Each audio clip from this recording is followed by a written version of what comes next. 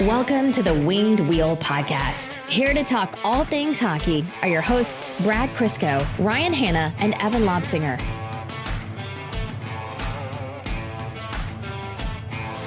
Evan, I have the new dream job for you to chase. I knew you were going to start with this. Did you because see as soon as I saw it today, I knew you would bring this up. Weren't you green with envy seeing Monty Williams make almost $100 million to work barely to not work 1 year and get fired twice? That's better than getting bought out in the NHL. That is the ultimate dream. He's getting paid to not work. And honestly, credit to him, because you know, whenever people say like, oh, I had Bitcoin, but I would have sold it on the way up, he got a $20 million payout to stay at home, and he still went out and took another job and up. He nearly 5x that. Someone didn't learn from the previous employer's mistake and offered him even more. I don't understand. It's a damn shame that it had to be the Detroit Pistons. Please, can this sports city know some peace? My God. But I saw that and I went, that is Evan's new king. Yeah, he is living the ultimate dream. Evan's the only person in Detroit sports fandom who is praising Monty Williams right now.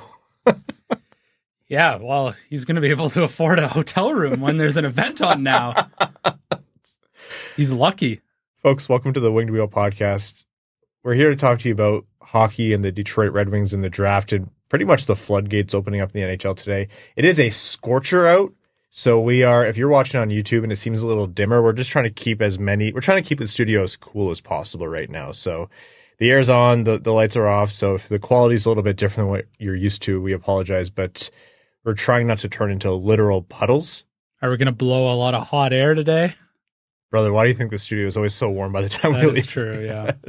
That's why Brad actually hasn't spoken yet. We forbade him from speaking as much as possible. There's a quota today. Minimize the hot air.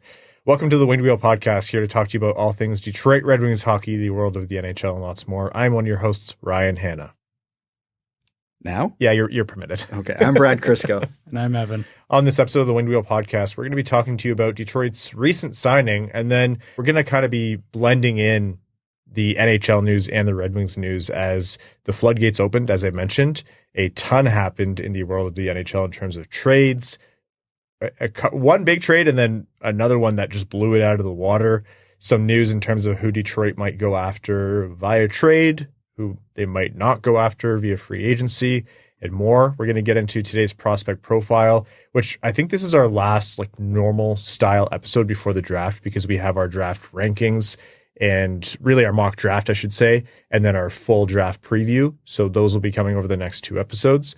But today's profile is Trevor Connelly, which is going to be a contentious one, but a very interesting one. And then we'll get into NHL news, where unfortunately it took exactly 1 day for Brad to be proven exactly right, which is annoying, but we're going to talk about the Stanley Cup final as well as the Hronek deal and more. Before all that, I want to let you know that the Winged Wheel Podcast is primarily supported by our Patreon supporters. Patreon.com/Winged Wheel Podcast. If you want to join the Dub Club and support the show, you get access to some really great benefits like the Patreon exclusive bonus overtime episodes, which record right after these main ones. They are a good time. We let loose, have fun, answer hockey questions, non-hockey questions, mess around. I showed these guys some funny memorabilia from my youth, which maybe one day will air on the main show. Maybe we should do a fundraising goal for that. You also get access to our Patreon exclusive Discord. Additionally, you're automatically entered into all of our giveaways. For example, we have given away 2 tickets to every Detroit Red Wings home game for the past 2 seasons, the vast majority going directly to our Patreon supporters. So again, patreon.com/Winged Wheel Podcast.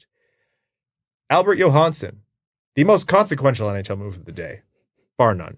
Albert Johansson was extended by the Detroit Red Wings, a 1-year deal, a 2-way contract. $775,000 is the estimated cap hit, according to Cap Friendly, who I guess weren't really busy advising the Washington Capitals today. But 1 year, 2-way deal. And very quickly, to reiterate, it is a common misconception that 1-way versus 2-way has anything to do with waiver eligibility. It doesn't affect it at all. A 2-way contract just means the player makes a different amount of money per day if they are in the NHL versus if they're in the AHL. So it's just a money savings thing.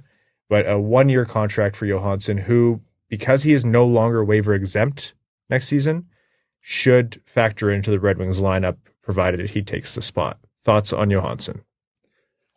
1 year makes sense for him because if he does earn a spot as a full-time NHLer this year, obviously that would add a few more dollars to his next contract.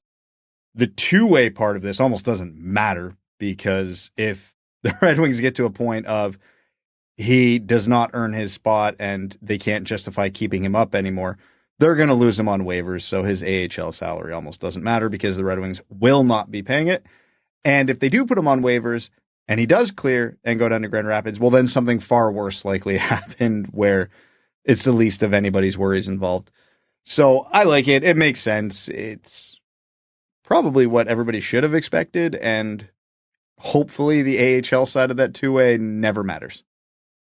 Yeah, I was definitely surprised to see that news come across today of all the signings that need to happen. Maybe that's just the warm-up, that's the amuse-bouche trying to get everybody going. Because we are kind of bracing for some other things happening in the Red Wings space. It's just a lot of it's noise and murmurs, not much that's reportable yet, but wheels are in motion. Right. So I think this deal makes a lot of sense for everyone, right? Like, why would Albert Johansson want a long-term contract? I'm sure he would imagine he could up his AAV if he makes the Red Wings and, plays some impactful role on the team next season. So a 1 year, quote unquote, prove it deal makes a lot of sense for him. To talk about the player for a second here, because the contract, like you guys said, it's basic. There's only so much to be made out of that. But the player himself, like Albert Johansson, if you go back to our conversation with Carter Mazur, and if you go back to, a lot of Griffins players will tell you, a lot of nights he wasn't just, the best defenseman on the ice for them or, the most improved player of the season or whatever it is. A lot of players will tell you that he was the best Grand Rapids Griffin last season, period. So he has all the confidence in the world, like you said, Evan, to take a 1 year deal and earn himself a little bit more money on his next contract. But also he could unlock a lot of things for the Detroit Red Wings in terms of how their D-core will change and morph over the next couple of seasons. Brad, we were talking hypothetical trade scenarios before we started recording. And if you think about, who might be moved out, Justin Holl is obviously the one being shopped because that contract is the toughest on the cap, and he's probably easier to shop than a guy who has like a full no move like Petrie, who only has 1 year left anyways, and probably has more utility on that third pair right D slot. But then you get into guys like, okay, what about Sherratt? Do the Red Wings really want to be moving Sherratt considering how sparse they are in terms of effective NHLers? Because in the right position, in the right deployment, you've seen Sherratt be, to some degree, a plus player, or at the very least, the least of their concerns.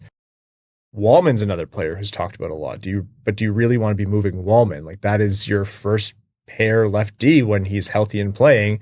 And is he like a top of the league first pair left D? No, that's not the ideal situation, but that's still all you have.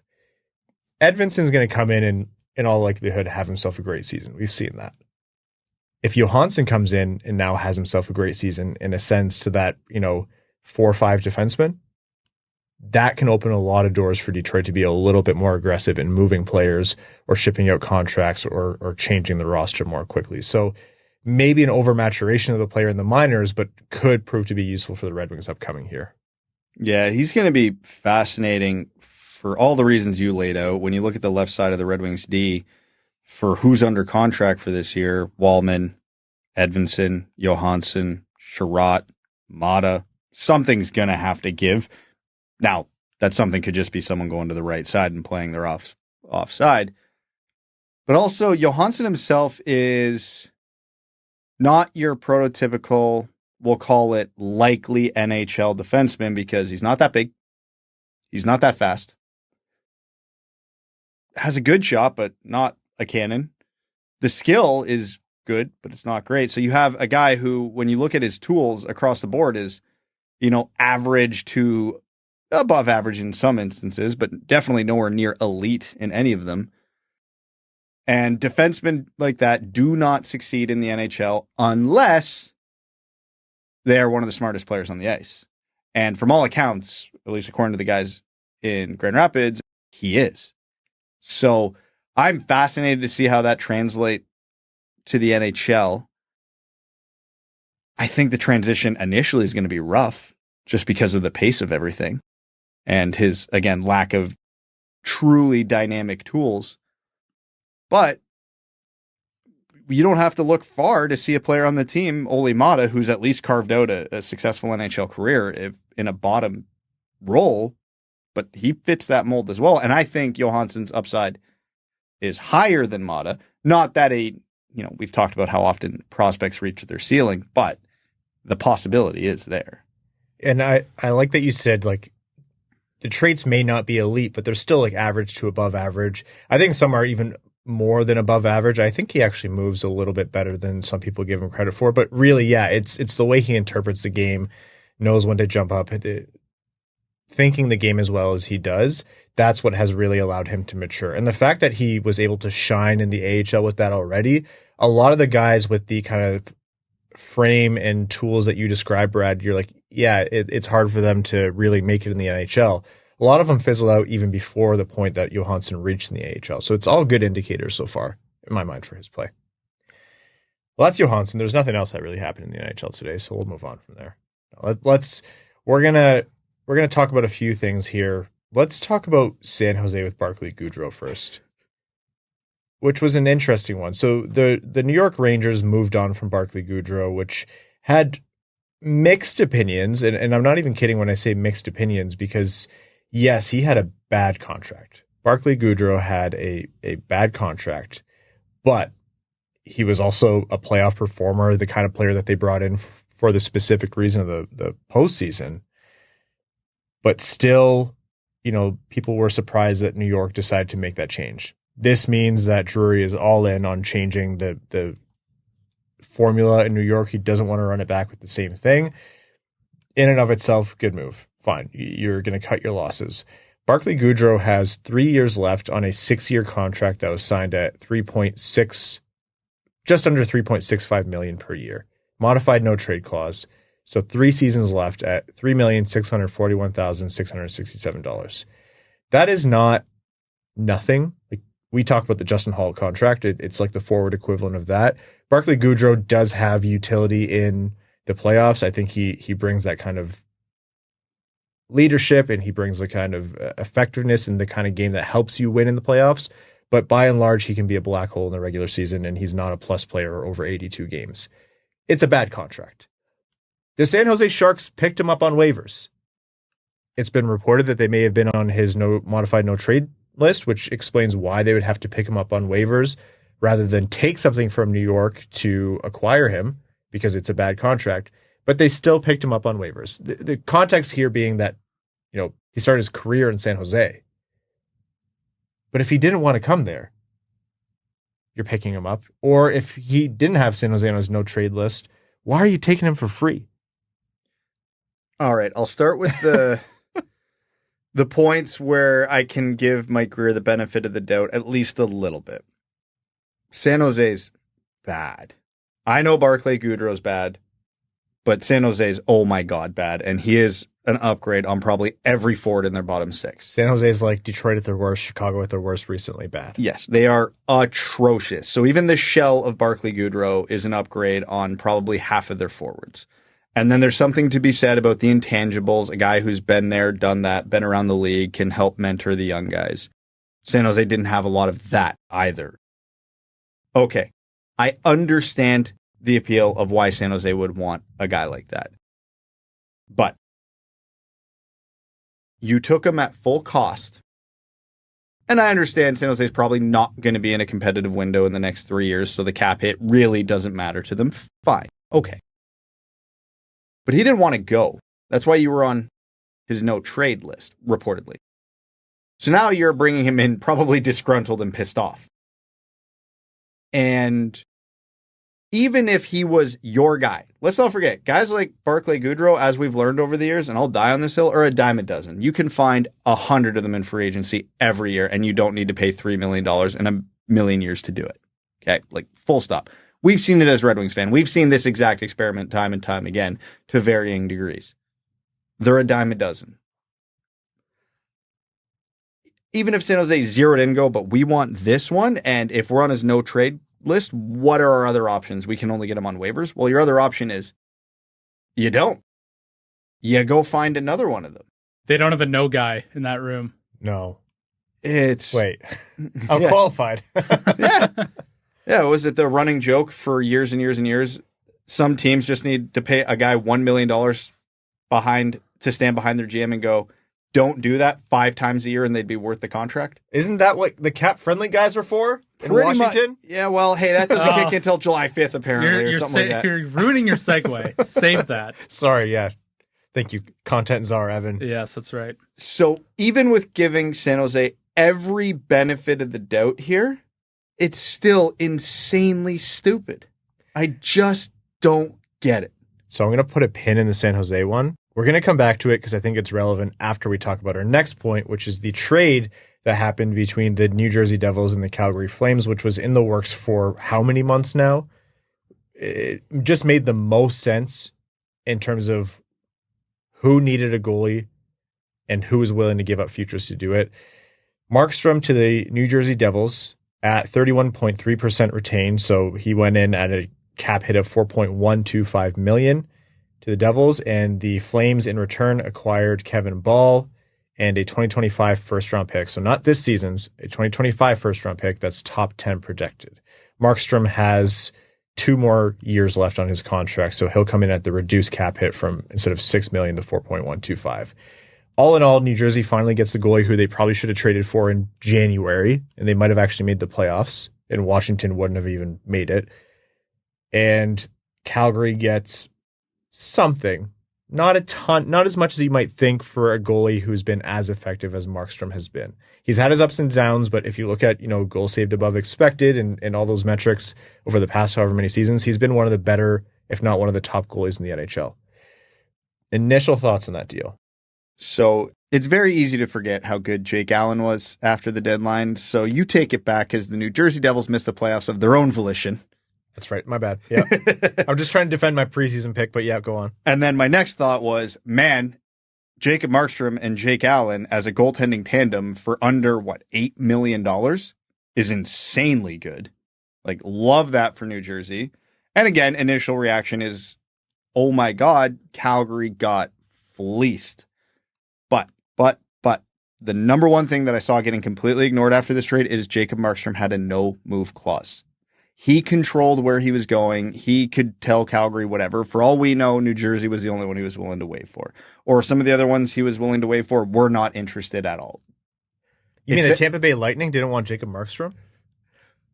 We, as Red Wings fans, went through this in the Alex DeBrincat trade. We got him for a very good deal because he had Ottawa over a barrel. It sounds like that was the same thing here. So Markstrom going to where he wants, Calgary still getting at least a first-round pick and a usable prospect out of it is okay. Obviously, as a Flames fan, it's hard to like this trade.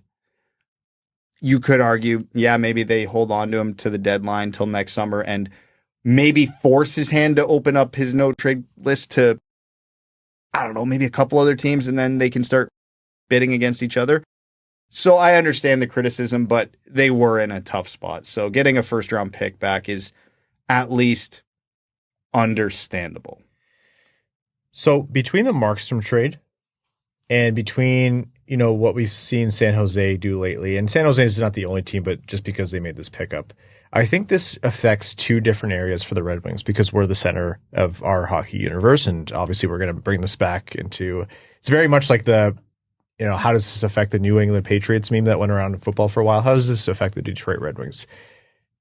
Markstrom, if that's a return from Markstrom, the goalie market is way more suppressed than we thought. And that is a very good goalie off the board for the Red Wings if you're of the mind that they should be trading for one. Some folks are happy to go in with Husso and Lyon to see, and that's fair. But if you're in the market to trade for a goalie, which Steve Yzerman is, he's shopping. We know that for a fact. That brings the price down. And then on the San Jose side, if you have GMs making moves like picking out Barclay Goodrow and his contract on waivers for nothing, there are so many opportunities to offload bad contracts. That's 2 of the key target areas that the Red Wings want to hit this offseason. So this is all good news, really. This is good news for the bad GMs when you're dealing with the bad GMs. Everything around the bad GMs, because again, I've made my argument over the past few months that the Red Wings' ideal goaltending target right now relative to how good they are, contract, experience, yada, yada, yada, should be John Gibson. I understand he's not the best goalie on the market, but given acquisition costs and everything, he'd be the target. Would trading for John Gibson and Jacob Markstrom be 1-to-1? No, because that no-move clause looms large. It might set an unrealistic expectation of the market. Now, if you can convince Pat Verbeek that that's the market, fantastic. Verbeek, from all accounts, is a nightmare negotiator, and so is Steve Yzerman. So you could see that one being a complicated process. Gibson also has a modified no trade for what it's worth. Yes. And although I think he'd waive it for every team to get the hell out of Anaheim. Yeah, right now. He's pretty much indicated he wants to go. Yeah. And Barclay Goodrow, it's probably worth mentioning, it seems like San Jose really locked in on him specifically. So that doesn't mean the acquisition cost for Justin Holl is going to go down for Detroit to unload him. It's possible this does help them as it sets market precedents, which is what Steve Yzerman will absolutely use as his negotiating tactic. But I have to think most NHL GMs will go, yes, but these are their own individual circumstances that are not replicated in these situations, so we can't go off of that. Wow, Mitch Marner has a no-move clause as well. Let's apply that logic to that scenario. Apparently, the latest thinking is that they actually want to extend Mitch Marner. They prefer to extend him. Run it back, baby. Let's go. Everything is being negotiated through the media right now. Like, that's all this is. So we have no choice other than to declare it, hogwash or take it at face value. But it is fun to take it at face value because Toronto trying to change everything but just ending up constantly running it back is the funniest possible outcome. I love it. We talked about Gibson in previous episodes. You made a mention there, Brad, of, he's probably not the best option available. I used to, and a part of me still believes this, think that he has a chance to get back to the goalie he used to be, but I've become more and more convinced the more people I talk to who are, very much more attuned to how goalies progress over their careers and what's wrong with them when they're bad kind of thing, that you're taking a shell or somewhat of a shell of John Gibson.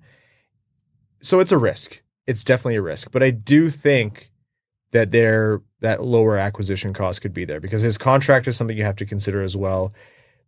I also have some inkling that Gibson is one of Yzerman's targets, which isn't exactly a revelation. Like you don't really have to even hear anything to think that. You just have to do some math.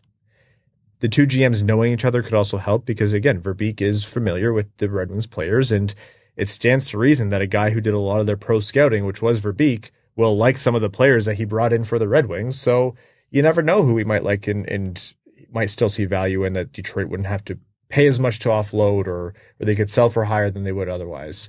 So I think there's a deal to be made there with Gibson. If you're the kind of person who's in on him, I think that's exciting. If you're iffy on it, then I think it could still be an opportunity to, offload bad contracts. If you want to get absolutely wacky, throw Trevor Zegras in there and make it some mega trade. I think that's getting too outlandish, but there's opportunity there. And I think it's more than just opportunity. It makes sense. I think that's where Yzerman's eyes are right now. Not only there, we have also, seen some reports online that Linus Ullmark, for example, is potentially a target. But I think Gibson is a strong possibility if it does happen. Yeah, so without getting back into my deep dive on John Gibson that I did a month or two ago, a couple points to reiterate as to why I think this is the ideal goalie scenario that's available. He won't cost you an acquisition like a Saros will, like Markstrom obviously did. He's a high floor goalie. You know what he is at his worst, which is still better than what the Wings were getting out of Reimer, Husso, and Lyon at their valleys. He's going to be consistent. And again, the Red Wings have tried a bunch of these career journeyman goalie, and they haven't worked. They're 0 for. Jonathan Bernier was the best of the bunch. Lyon had his moments this year, and at points extended moments, but we saw a couple times in the season he turned into a pumpkin at midnight, including in the biggest games down the stretch. You can get Gibson cheap in acquisition cost. His contract is the perfect bridge to roughly when we think Kosa will be ready. because he's been a very high-end, very elite goalie in the NHL for parts of his career, for a good chunk of his career, he'd be a perfect mentor to someone like Kosa or Augustine. I just think, whenever I bring this up, I get mentioned, Saros is better. I know.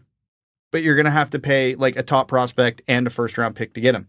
The Red Wings are not in a position they should be doing that. They should be figuring out, how do we get Kosa to be a goalie of the caliber of UC Saros? Not, let's just go get that guy right now. Now, if Kosa or Augustine doesn't pan out in 3 years, then you're going and overpaying to trade for a guy like that. I understand that. But again, you have to factor in where the Red Wings are in their timeline. Acquisition cost, contract length, mentorship, high floor, it all makes sense for Detroit. Does it say something about our opinions when we say something a little bit out there and it starts thundering heavily outside? It's like the hockey gods are saying, no, you idiots, or you're exactly right. It's one of the two. But the real, to me, like talking about, the Craig Conroy and Mike Rears, like it's out there to offload contracts. The goalie conversation that you can, there's a few schools of thought, and who's to say what's worth the risk? Gibson could be a risk that fails, and that actually might be the most likely scenario. But I think everyone can agree Detroit does need to offload at least some kind of bad salary cap usage right now. Justin Holl's the face of that, but it's not the only one, and you can get creative with it. So those opportunities are out there. So I think that's exciting for Red Wings fans to potentially look forward to. There's still things to come. Seider and Raymond's contracts. We'll see what happens with Patrick Kane. A lot of that has to be decided pretty soon, but not by rule, but just because you want to figure those things out before you get into the rest of free agency. So I think you're going to start to see some movement if it happens, hopefully soon-ish. Kill two birds, one stone. Hypothetical for you. Justin Holl and a second-round pick for John Gibson. I would do that every day of the week. I don't think Anaheim does. Okay, so you throw in Berggren. Good. That's one of those ones where I really need to be on the inside of the room with how they actually feel about Berggren. Okay, so here's the thing, though. What do you think the objective cost to just unload Justin Holl is? First or second round pick. I was lower than you, and you said first round pick recently, I think. Yeah. So the second is what you're paying to get rid of Holl, and then it's essentially Berggren for... Which feels about right to me. You think so? Berggren for Gibson? What do you think Berggren's worth right now in the trade market? I think that's about what Gibson's going to cost you. I would imagine Anaheim, just based on Verbeek, will run a tougher bargain. I agree. I think Holl would need more than a second. I agree, but I think the framework of something that makes sense for both teams is there. Yep, I agree. If they're going to make a deal, that's not too far off in terms of value. And like I said, you want to get really weird, the Red Wings have a direct need for someone like Trevor Zegras as well. Let's get wild. Let's do it. I know NHL GMs aren't creative, but opportunities like this come up so rarely. Yeah. Please, guys, please. You're friends. Pat, Steve, you like each other. Make it happen. Brad, how can you say NHL GMs aren't creative? Pierre-Luc Dubois, the worst contract in the NHL by a mile. Darnell Nurse would like a word. No. I think the Darnell Nurse contract is awful. And I think it was awful the day it was signed. I think the Pierre-Luc Dubois one is absolutely the worst because apparently he is not a good teammate either. I agree with you, but I like playing devil's advocate. What? Yeah. The 7 more years left at $8.5 million. Had a no-move clause, ironically. That didn't kick in until July 1. Yeah. So you're now stuck with him. Traded 1-for-1 for Darcy Kuemper. And Darcy Kuemper, did he make sense for the Capitals? No. And does it make sense to pay him what they were paying him, which is $5.25 million a year for the next 3 seasons? No. But that is light years away from how bad Pierre-Luc Dubois' contract was. And for those who don't know about Pierre-Luc Dubois, it's not about talent, it's not about skill, it's about effort and mental and character. And I know those things sound like, old man GM buzzwords, but legitimately go watch his game from, back when he really came on the scene and when he was lighting it up for Columbus, for example, versus what he did for the LA Kings last season. That guy just does not show up. He is habitually absent, constant reports of not being liked in the room, multiple teams he's wanted, basically forced his way out of, and they were stuck with him for 7 more years at that contract, and they got rid of him 1-for-1 for a guy who might actually help him in Kuemper. Yeah, they don't have a goalie. That was their whole problem. Yeah. So Kuemper is probably at worst a wash to Cam Talbot. I know Talbot had the really hot start to the season, but Darcy Kuemper has recently won a Stanley Cup as a starting goalie. The floor is at least salvageable. Before you mentioned it, I didn't know what Darcy Kuemper's contract was. I didn't bother looking it up. I assumed it was bad. It didn't matter because LA won that trade in a landslide just by offloading Dubois, who, you know me, I've been on the anti-Dubois train for years because of all the things you well laid out. I thought LA was crazy if they didn't buy him out in that brief window they had before he'd go from 1/3 buyout to 2/3 buyout. And they said they weren't going to do it. Now I know why. I'm sorry, Rob Blake. I misjudged you. Just because you fix your own mistake doesn't make you a genius, right? Oh no, but there is something to be said, and it is a problem in the NHL of not enough GMs admit their mistakes quick enough and get out from them. Yep. Because they ended up trading. Because usually people aren't stupid enough to take those mistakes. But I think the ultimate deal ended up being Iafallo, Gabe Vilardi, who, wow, are the Jets happy? When he's healthy. Yes, which has kind of been a thing for a long time with him. Kupari, a second-round pick. In the end, all for Darcy Kuemper. But context matters in this case. It's better than 14 years of dead cap with a ton of dead cap. Yeah, all that for Darcy Kuemper is better than all that for Pierre-Luc Dubois and his contract. This one's crazy, right? Like, it's insane. When I saw this, I thought this was like the unmovable contract got moved. Don't tell me a contract in the NHL is unmovable. I'm done saying that. Every contract is movable at this point. If Wayne Gretzky can get traded, but for bad contracts. As Darnell Nurse the can get best thing traded. you've ever said on this show. Yeah. 100%. It can't be understated just how much today alone has proven there are enough bad GMs in the NHL to get out from your problems. Washington, Calgary, and San Jose all proved that today. Calgary, I'll give a bit of a pass to for the reasons I outlined, but still, Washington and San Jose have no excuse. Well, the nice thing is everyone hated Washington's front office and Washington as a team when they bought Cap Friendly and took that resource away from us. Now the Caps fans hate their team and the front office because now they've got Pierre-Luc Dubois. Well, I saw the joke floating around on Twitter today. The whole reason Washington bought Cap Friendly is they knew this trade was coming and they didn't want their fan base looking at his contract on Cap Friendly every day. They should have delayed it a little bit longer. I was just blown away when I saw this one, man.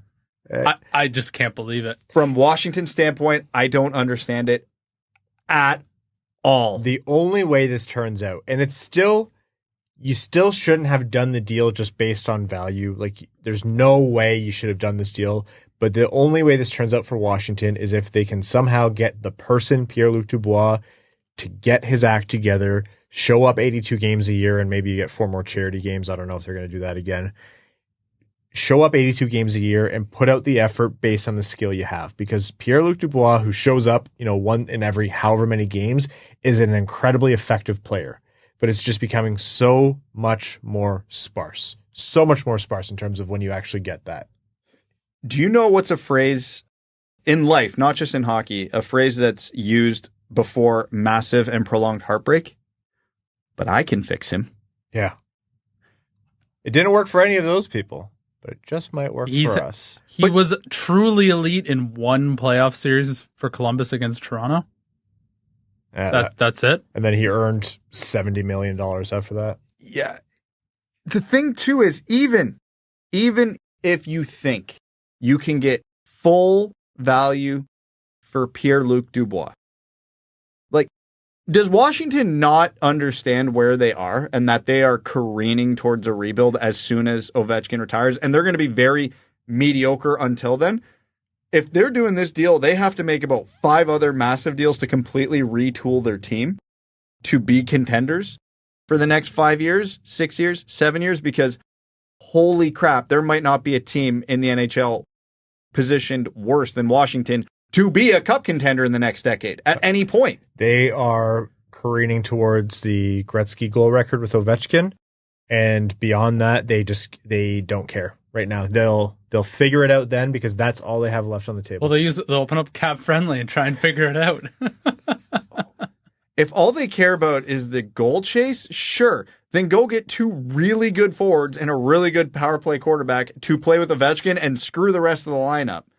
But Dubois ain't that guy. You know he's putting up 90 points next year now, right? Oh, yeah. Just because we dedicated so much air to him. You're welcome, Capitals fans. Don't worry, we have 6 more years after that to be proven right. Yeah. I don't think the Capitals are totally dead in the water right now. Like, they still have John Carlson. Isn't he like 42? Ovechkin proves that even though his birth certificate is absolutely doctored. Because he's in his early 50s. John Carlson, younger than you. Get roasted by yourself. My brother, I feel like I'm in my 50s, right? Oh, I actually was doing some business stuff, and I had to message Evan because I wanted to get his birth year right. And I was like, were you born this year or that year? And he mentioned the earlier year of the two, and I went, oh, damn. My bad. Sorry, man. Yeah, thanks, Kevin man. Hart. Kevin Hart thing. Yeah, thanks. Yeah, he's not quite an 80s baby. No. And like Charlie Lindgren obviously tore the hearts out of Red Wings fans last year. So I'm not sure if I believe what I'm about to say, but I think the Capitals management believes this, that there's more juice to still squeeze out of this team. Which is, between Ovechkin and that, then all they want to do really is hang around that wild card space, which is not good for Red Wings fans if that is true. They made that trade after they saw what New Jersey did. In what reality do they think they're getting in again? Well, that's another team that's made a massive upgrade around where Detroit was this year, and we obviously are not talking. It's still premature to talk about what teams like Buffalo and Ottawa will do in this offseason. But surrounding the Red Wings and where they finish this year, teams are adding, and maybe we don't believe Pierre-Luc Dubois is a significant piece, but maybe Washington does. I think this helps Detroit's playoff chances. I'm happy with them to take that gamble. Yeah, I am A-okay with them doing that. I do think New Jersey, barring a bunch of other teams doing some miraculous work, I think New Jersey is almost a lock to make the playoffs. I think this past year was an aberration as it was, and now they have one of the best tandems in the NHL in net. They should be really good. Yeah, I could see the case for the Islanders falling out, Philly not hanging around the playoff race. I could see that. You can make that argument for Detroit too, but there's still so much summer for a lot of these teams to change. It's hard to lay it out, but man, this might be one of the cases of a team getting into the playoffs and taking all the wrong lessons from it, like an all-timer from Washington. Speaking of Detroit, it was reported by Frank Saravalli that he believes Shayne Gostisbehere is going to go to market, unsurprisingly, on July 1st for free agency. Thinks that $6 million or more might be the number. We've seen some indication that Detroit would, of course, be interested in bringing him back. Who wouldn't want to bring back Shayne Gostisbehere and what he was able to do offensively for the Red Wings? But $6 million or more would. I don't want to speak certainly to what Detroit's cap structure is going to be. Like you mentioned, Brad, a lot is going to change soon, but $6 million or more is that's a congrats, Shayne. You earned your money this season, and unfortunately, it can't be in Detroit again. I will be very happy for Shayne Gostisbehere when he gets that elsewhere.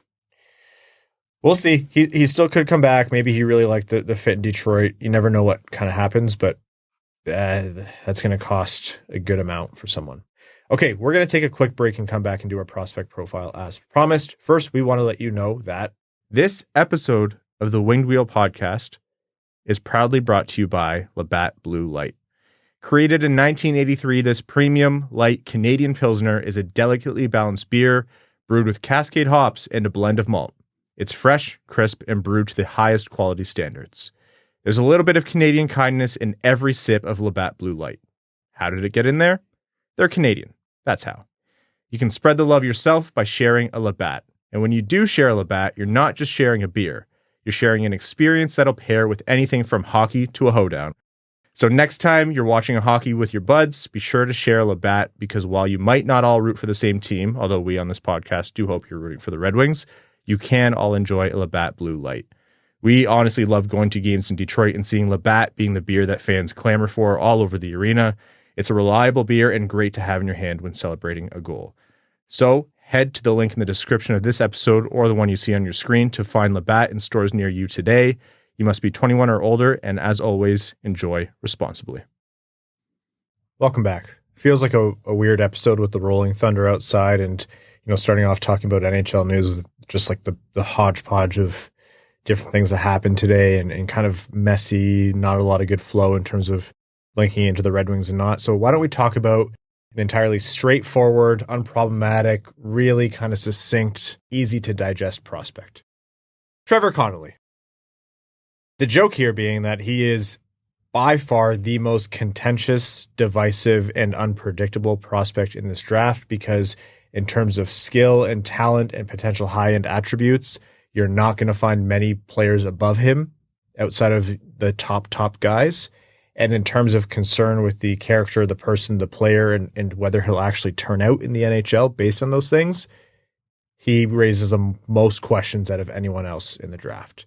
So please understand that our analysis coming up is, and we'll say this again as we talk, it's all predicated upon the fact that whoever the amateur scouting team is has to evaluate Trevor Connelly, the person, his past, whether, the transgressions that he's had in his past, he's moved on from as he's grown older, whether, the on and off ice issues he's moved on from and he's matured from. That is impossible for us to discern here. And anyone who writes anything or says anything on air who isn't actually involved in the conversations with his, old coaches, current coaches, old teammates, current teammates, that kind of thing, there's just no way to say that for sure. So it's really just on the scouting team. So we'll talk about those things a little bit, but this is if Trevor Connelly is a person who is not on your do not draft list, here's who the player is conversation. With that said, who is Trevor Connelly, the person and the player? So to sum it up as best I can without giving much opinion on a person I don't know, on talent, he's the third or fourth best forward in this draft. And when you combine that with his rankings, which are typically late teens to end of the first round, that should give you a pretty good indication of how big some of these red flags are. Because as an offense producer, generator, he might have the best hands in the draft. I think Wheeler said the best hands outside of Demidov. He's a real good skater. He can fly. He's got a bomb of a shot. He's still very slight. So he's got a lot of room to grow, add muscle, add weight, and you got to think how that would improve his game. Look what happened with Lucas Raymond this year. He's creative. He's a good playmaker. He reads the ice not only effectively, but he does it quickly with pace. Like, he doesn't need a lot of time to make up his mind what to do with the puck, and more often than not, he does something very good with it. Shot selection isn't 100%, but it's, again, when you have that good of a shot, the more you let it rip, probably the better. I mean, if you take the transgressions away, and this guy is there at 15, it is a no doubt, full stop, you absolutely make this pick. But we know Steve Yzerman's a big character guy. I think Detroit's one of the less likely teams to take him, even though at 15, he would be the no doubt, surefire, absolute pick for the Red Wings. I don't know that. I think, again, it gets into that space of, like, you just have to kind of know what the player has done or the person has done to kind of mature and grow up. Now, the thing is, like, I fully agree on who he is as a player and the amount of high-end skill that you can get. You wouldn't be able to get a Trevor Connelly type on-ice talent alone at 15, period. It just doesn't happen in the modern NHL. It would have to be some kind of weird aberration for you to know the abilities he has and for him to fall that far, which is, I mean, what you have now, potentially. But are you certain that he's grown out of them? You saw the U18 5-minute major that ultimately cost him the tournament. And that's been talked about quite a bit. That's going to raise a lot of eyebrows to say, has he really grown up enough? Or is this going to be like a not that it's apples to apples, but you look at Merkley, for example, and how his path has gone, because he's an extremely talented player who's just not found a spot either because of ostensibly character issues or whatever else. So I don't want to say that there's like a type for it. I don't know. It's going to be a tough decision. You're going to figure out quick what team believes that they can, work with the person. I actually know someone who played hockey with Ryan Merkley when they were rookie in the OHL. Hopefully that doesn't give away too much. But I think anyone could have seen it a mile away that he would fall down the boards, because everything everyone rumored to be true about him was exceptionally true. And I've never, said person has never said anything of kind nature about Ryan Merkley. But bringing it back to Trevor Connelly, like, I agree with what both you guys said. Like, a true, potentially elite talent there, and he's got a ton of muscle to add to his frame to be highly effective at the NHL level. It just comes with, there's one or two guys every single draft, it seems like, where they have a colored past, a divisive past with some questionable conduct, and it comes down to how much do you believe that they've grown from that? Have they matured from that? Is this who they still are? It's going to take a lot of digging from the Red Wings organization, talking to coaches, talking to players, talking to other draft-eligible players in the USHL, asking questions. But if they truly believe that Trevor Connelly has matured from this, is a different person, is on the right path, this is a no-brainer pick at 15. The interesting part of this, too, is folks will be saying, well, if it's determined that Trevor Connelly can actually, grow up and move on from what has happened in his past, and you think that he can really be more of his on-ice talents and his off-ice issues, why would a team not before Detroit snag him? And I think Detroit's in that little window there. Maybe not the first possible team, but I would say 15 is around the range where you start to look at guys with some risk, because all the guys ahead of him in terms of consensus rankings are probably worth taking ahead of him when you balance risk and performance. So unless you can guarantee for a fact that Trevor Connelly will be 100% unproblematic and there's no risk at all, what is it? Maybe 13-ish range is about where you start to see teams probably take that risk. Because even if you think Trevor Connelly is likely to turn out and be a worthwhile addition to your team, there's still players in that range, whether it be Seneke or if Catton Falls or TJ Ginla or whoever, that you're going to be more want to pick because that's more of a sure thing, and there's still high-end players. My hope is that he gets picked in the 10 to 14 range, because then we don't have to deal with that, and it kicks someone else very good down the board. I think if the Red Wings were to pick Trevor Connelly, I have full faith that they did their due diligence digging in to his personality and his character, and I would have no problems with them taking him at 15, because I believe that they would do that. Yeah. And for those who are wondering what kind of has gone into it, it's not that we're trying to intentionally be vague, but there's just such a long list. I will link an article from Scott Wheeler he did, but it's everything from, off-ice issues, being accused of directing a racial slur at an opponent during a game, which that suspended was eventually overturned, fighting teammates or targeting them in practice, accusations of bullying behavior, problematic social media posts of pretty offensive nature. Again, it's not something we're going to try to dive into, so I'll link to that article in case it can help illuminate anything at all. But I think there probably isn't a comparable to Connelly in terms of how high-end the player is and how far down the board he may fall based on, on versus off-ice aspects to who he is. Yeah, because I don't even like the Merkley comparison, because Merkley was an undersized defenseman, so there's risk with that inherently. Yeah, it wasn't apples to apples. Probably not the best comparison. But again, without the transgressions, the conversation we probably don't even do a profile on Connelly, because we'd be pretty certain he's going in the top 10, if not the top 5. Yep. So you have to keep that in the back of your mind this entire time. Yeah. But Trevor Connelly is going to be an interesting one. You're going to understand pretty quickly the moment he's picked what teams thought what of him, and it could be Detroit. And uncomfortable though it may be, there's going to be teams who, at their pick, say that this is worth more than getting a talent like that is worth more than the hassle, right? Like, they're going to be like, okay, at 25, the chasm between him and the next guy is so immense that they take him. And that might be Detroit, because what does Detroit need? High-end offensive talent. And if so, they believe they can fix him. Not only would they likely do that if he's there, they should do that. Name me who Detroit's best left wing prospect is. Jonathan Berggren. Who I think we just mocked in like 7 different trades earlier this episode. Like, it's almost to the point where you could joke, if you had to build the type of prospect in a lab that the Red Wings are lacking the most, it would come out looking a lot like Trevor Connelly on the ice.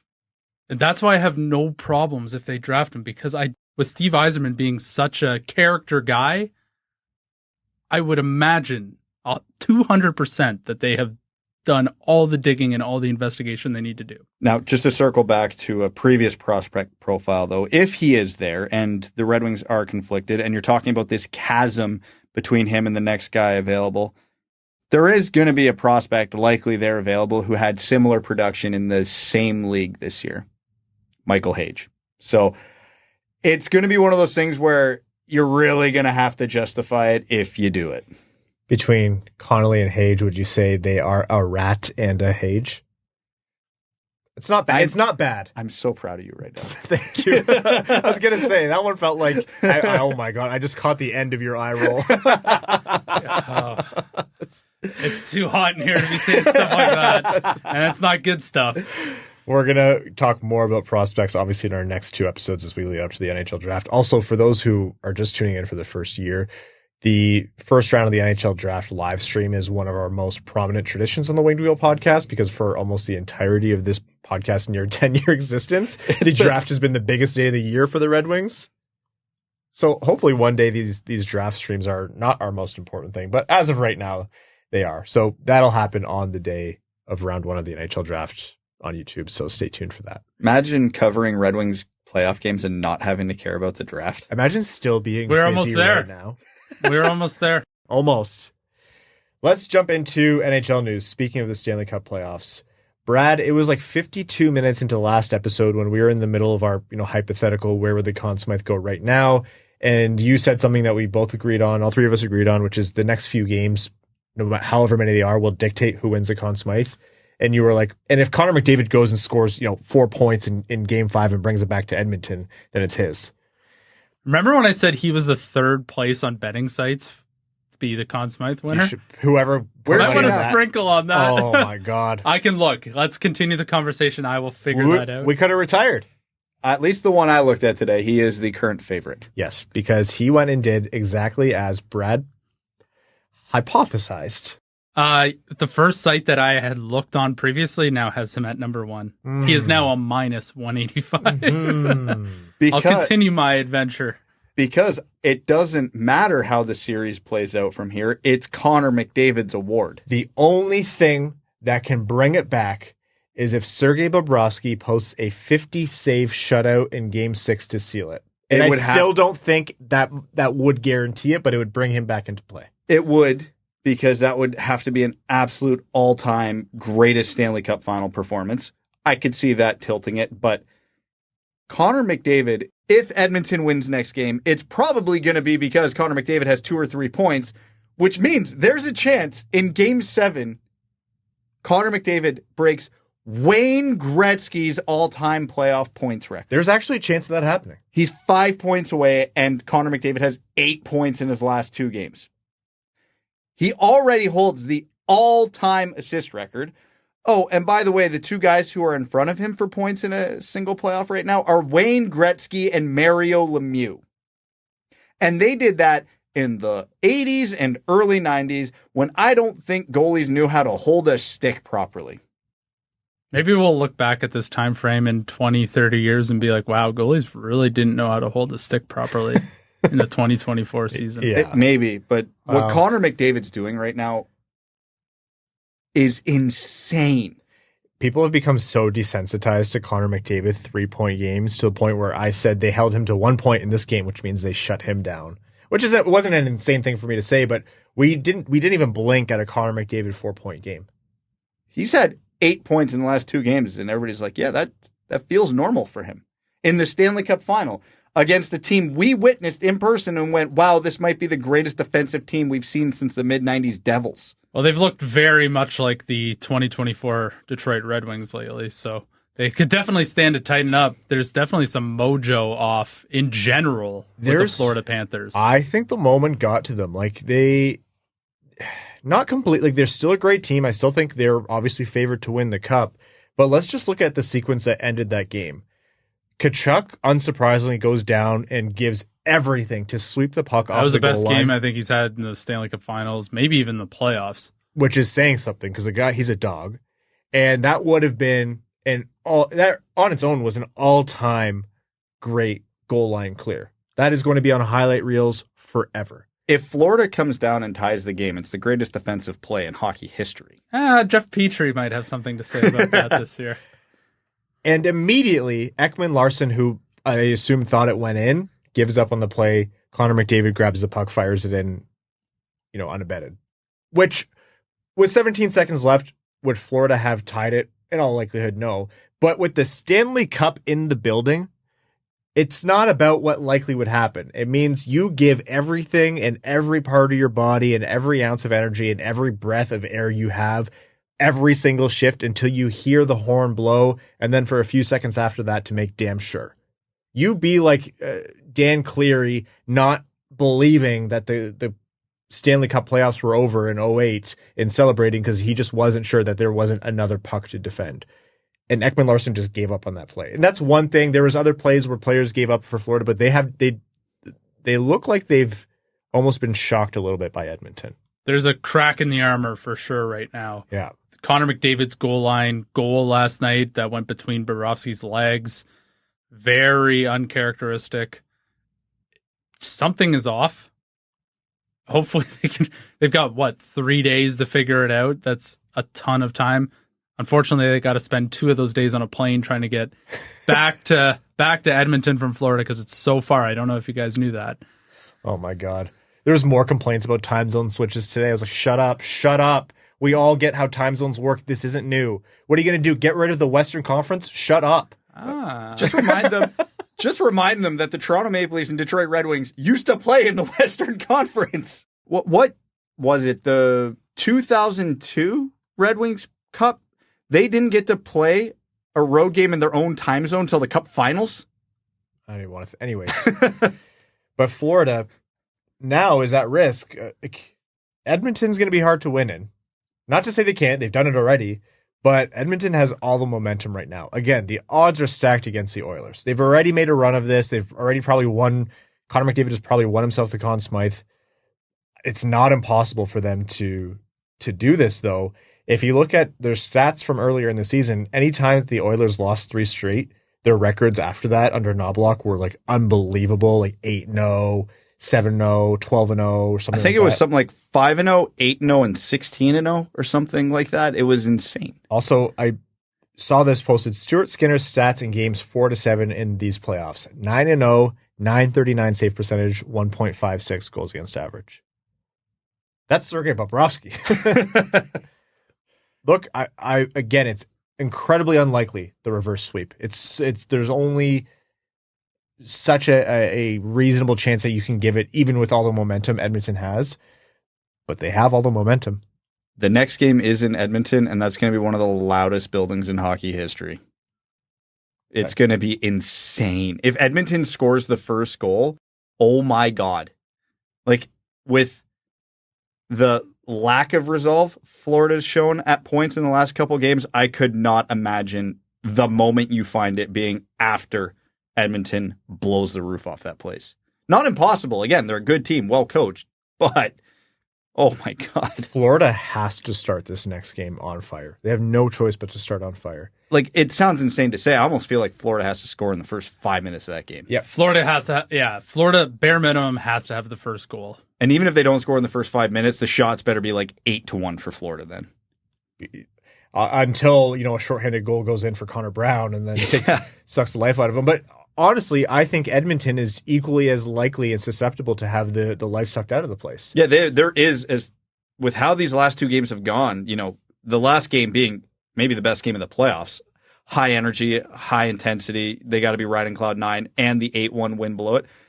They're down 3-2, but they could be overconfident going into this game. I could see it. They listen to the crowd in warm-up. They listen to everything, and they go, oh, yeah, we got this, forgetting they're playing the Florida Panthers.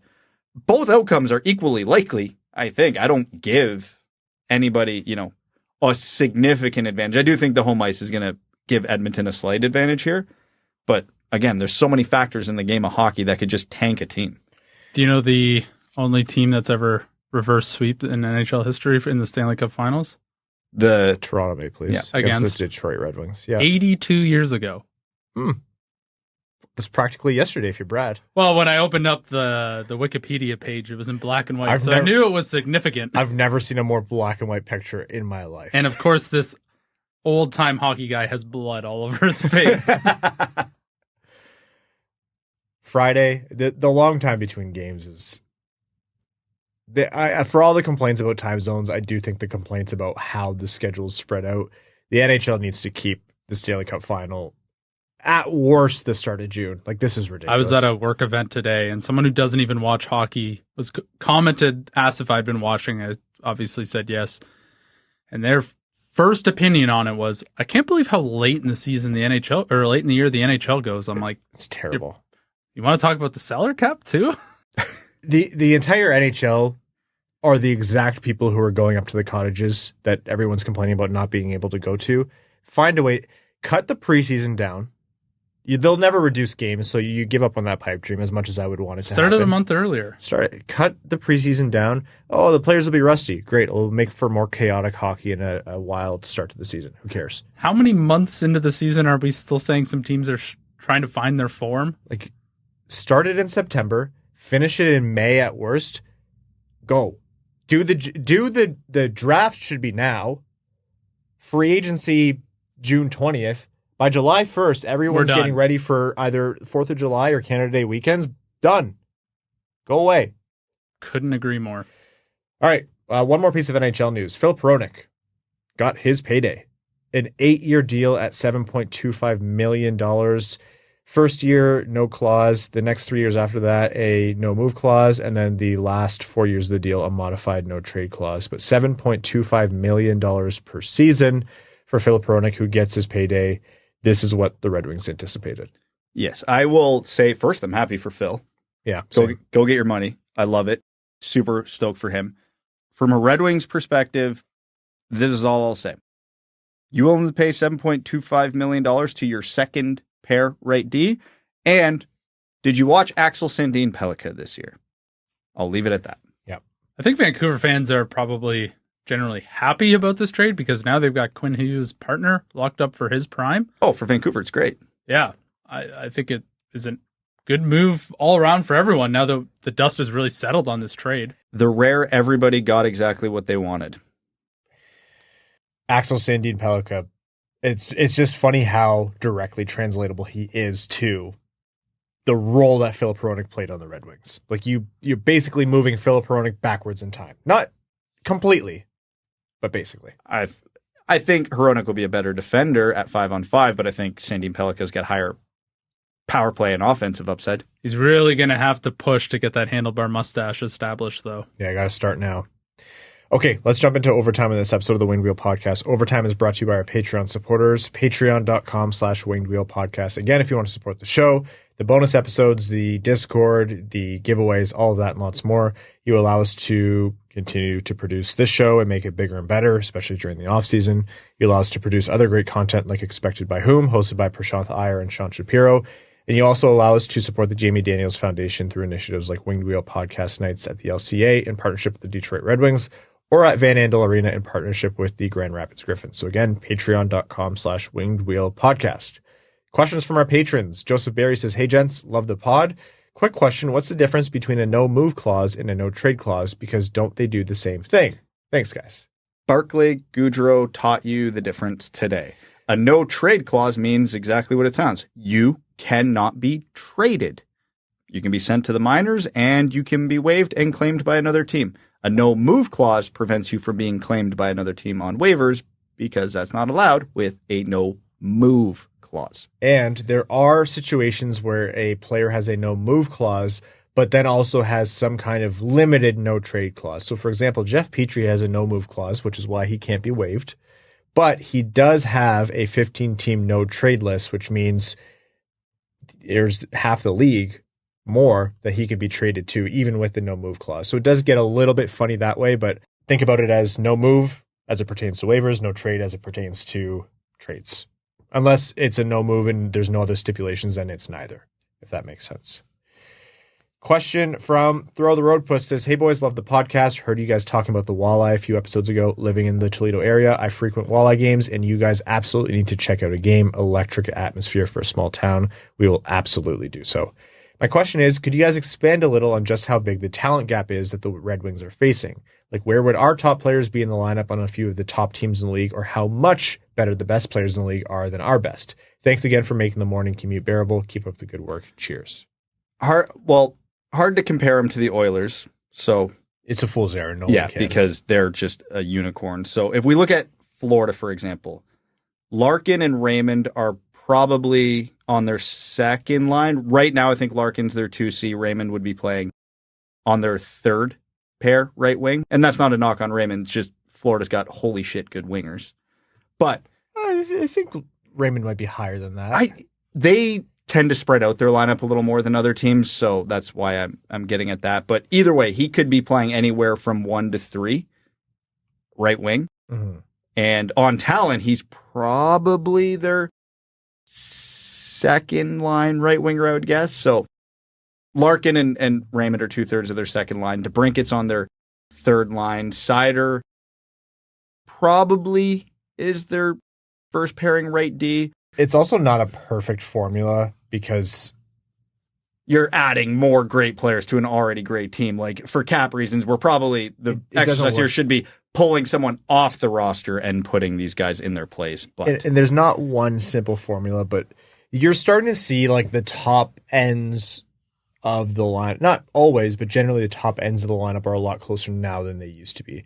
Like, there's a version of the Red Wings who win playoff rounds, maybe, where if you don't look at what the rest of the team is, for example, take their top line or top 4 or 5 forwards, or Seider Walman can be the top paired D.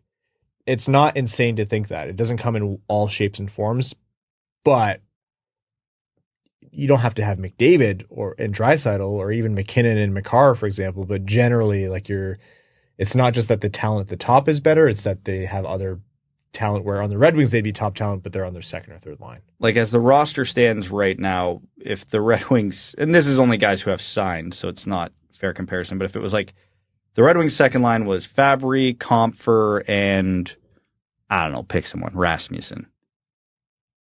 That's Florida's fourth line. Mm-hmm. And I'm not sure Fabry and Rasmussen get in the lineup. Like, where would Gustav Forsling be on the Red Wings? Right beside Mo Seider. There you go. This one from Jeremy Dahl says, hey boys, I just listened to Expected by Whom in the excellent interview with the assistant general manager. He made a good point about the lead players on the team setting the salary cap, like how Pavelski took less to do well in Dallas and the players in Boston, etc. I know Larkin is worth his contract, but did he screw us over by not taking $1 million or so less and setting a precedent, or do you think he did take less and his contract is fair? I think he did take a little less. Not a lot, but yeah. I would say he's better than Matt Barzal. Yep. And Barzal signed his contract first, and Larkin got less than that. So I would say he didn't take a significant discount, but I bet you on the open market he gets north of 9. Evan's Traumatized Mirror says, while we're on the topic, what's your preferred stick brand? Whatever Brad gets significantly discounted. What do you play right now, Brad? Right now, for the past year, I've been using Vapor Hyperlight 2. For the 2 years before that, I was using the Vapor Hyperlight. So I definitely have a type, and it's the Bauer Vapor. I'm a low kick guy, and I like the feel of the stiff blade. So I'm a Bauer guy right now. I could be easily swayed. Like, I really like the new Sherwood Wrecker, the Legend Pro that This is a great time for us to get a new sponsor. Yep. I'm just going to bleep out all these company names. Yeah, but no, there's lots of options that I would use. I just personally prefer Vapors. And time for one more here for the sake of not melting. Bill Nye the Thigh Guy says, hey, Dub boys, looking forward to the free agency frenzy and some good or poor GM decisions. Who do you think the most sought-after free agent is this season, and who is poised to make the most moves? You're looking at guys like Gensel. We'll see what happens with Stamkos, Reinhart. Slavin looks to be on the track to be re-signed by Carolina. Montour, Marchessault. I would have said Reinhart. That would have been my pick. Who's going to make moves? Surprisingly, maybe not surprisingly, Vancouver is all over everything. They're the biggest name around Gensel right now. You always have to look at Vegas as constantly trying to make massive moves. I wonder about Seattle. Seattle and Utah were my two answers. Utah for obvious reasons, but Seattle's probably not going to be satisfied with another in the funk season, right? I forget who said it today, but I was listening to it. Apparently they might be the team to watch on Line A, which would make sense for them. Yeah. Okay. We are going to wrap up this episode of the Winged Wheel podcast. Thank you all so very much for tuning in to not just us, but the thunder in the background. Really, really appreciate it. I know a little bit of a different show structure today, but it was a wild day in the NHL, so fun to cover. The upcoming episodes of the Winged Wheel podcast are going to feature various different draft content. Still to come is our 2024 NHL Draft official preview, which will include players we've already talked about, players we haven't profiled. Also, there's going to be a final mock draft. So those will be our next couple of episodes, the order to be determined. Thank you all so very much for tuning in. Thank you to Little Bat Blue Light for sponsoring the show. If you want to support the show, patreon.com/wingedwheelpodcast. Again, the Discord, the bonus episodes, the giveaways. And if you want to support the show, but Patreon's not for you, it really, really does help a lot to leave us a rating on Spotify or Apple Podcasts or wherever you get your show. Leave that rating and give a thumbs up if you're on YouTube, and subscribe wherever you listen to or watch the show. And tell a friend. To all of our name level supporters on Patreon, we could not do this without you. Arjun Shankar, Yves Bartels on behalf of the Sarah Grand Foundation, Aikfer, Samuel Soderholm, Icon, Victor Zetterberg, Ryan, Brad, I'm swallowing, Hannah, Glenn Brabham, Croner's left knee, Ashley Van Conant, Sea Lion, Keenan O'Donohue, Brad is wrong and plays like Sprong, Matthew M. Rice, Admiral Matt S. of the Cheesebag Navy, Avery Sloppy Seconds, Carl Pretender Naluski, Carl Provy, Citizen High Five, Clip Clop Nene, Connor Scovey, Craig Kibble, Denny's Gamer Girl, Derek Enstam, Cider, Dickens, formerly Marlon Winchester, DJ Denton. Everyone looking at their phone right now likes to store their boogers for their afternoon snack. Oh, I haven't got out in time. Yep. God Creatives, Give Blood, Fight Probert, Goose Looney's Drinking Club, Hockeytown Love, Hockeytown Matt, Hassam Al-Qassem, Jay Gollum, Jacob Turner, Jeff Pridemore, Joel Miranda, Jonathan Miller, Kalen Wood, Marcus, Marty, Matt Keeler, Matt McKay, Michael Edlund, R.A., Rawl, Pud, S. Klein, Scott Martin, Sid Dutler, who I believe is a brand new name level supporter. Welcome, Sid, to the Dub Club, and thank you so much for your support. Skeletor, Screen Lube, Stoli70 Wingnut. That's what I appreciate about you. Utah Stormin' Mormons, Wellman's Elite Dancing D, Iserplan Stan General, Andy Bohan of the Cheesebag Army, Sam Bankson, Aaron, AB, Adam Rose, All Motor No Hands, Axel Sandin Pellikka, Bellingham Acid Balls, Chimkim Nuggets, Chuck Buffchest, the Tarpless Goon, Commander Ben Barron of the Cheeseback Space Force, Connor Layton and Corey Prida, Darren Fick, Datsuk's Dirty Deke, D-Bots, Eric Nance, Evans Fourth Putt, Frank Stanley, Gene Sullivan, Griffey Boy. I like Big Chungus and I cannot lie. Whoops, almost said butts there, probably because I got butts on the brain again. James Pridemore, Jeremiah Dobo, JM Rhapsody, Joey Jojo Shabadoo, John Evans Derogatory, John Ingalls, Josh Yelchin, Kevin McCracken, Quaz, Les Grossman's Ungodly Firestorm, Linda Hull, Michigan Boy, Nabs Country, Ophelia, Salt Lake Sugar Girly, Steven, taking shit on Ryan's lawn, the Hodag, the Hat 123. Arjun, you get away with a lot. Throw the Road Puss, Wings fan in St. Louis, Scott, and your second favorite patron. Thank you all so very much. We're going to go stand in my freezer. Thanks for tuning in to the Winged Wheel Podcast. Be sure to check out wingedwheelpodcast.com, where you can subscribe to the show on iTunes, Spotify, or wherever you get your podcasts. You'll also find links to other ways to support the show, such as Patreon, official podcast apparel, and more. And don't forget to follow the show on Twitter at Winged Wheel Pod. And of course, the hosts at Brad Crisco, at Ryan Hanna WWP, and at Hockeytown Evan.